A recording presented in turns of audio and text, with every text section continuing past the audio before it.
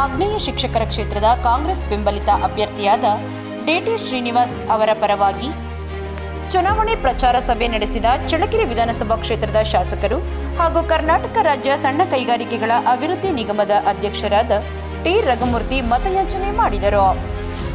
ಅವರು ಚಿತ್ರದುರ್ಗ ನಗರದ ಖಾಸಗಿ ಹೋಟೆಲ್ನಲ್ಲಿ ಸಭೆ ನಡೆಸಿ ಮಾತನಾಡಿದ ಅವರು, ನಿಗಮ ಸಂಸ್ಥೆಗಳಿಗೆ ಪರಿಹಾರ ಸಿಗುವುದು ನಮ್ಮ ಕಾಂಗ್ರೆಸ್ ಪಕ್ಷದಿಂದ ಮಾತ್ರ.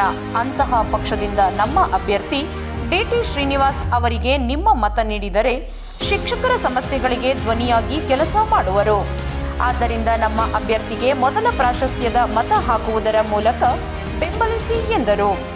ಈ ಸಂದರ್ಭದಲ್ಲಿ ಮಾಜಿ ಜಿಲ್ಲಾ ಪಂಚಾಯತ್ ಅಧ್ಯಕ್ಷರಾದ ರವಿಕುಮಾರ್, ಸದಸ್ಯರಾದ ಬಾಬುರೆಡ್ಡಿ, ಪ್ರಕಾಶ್ ಮೂರ್ತಿ, ಶಿಕ್ಷಕರು ಉಪಸ್ಥಿತರಿದ್ದರು.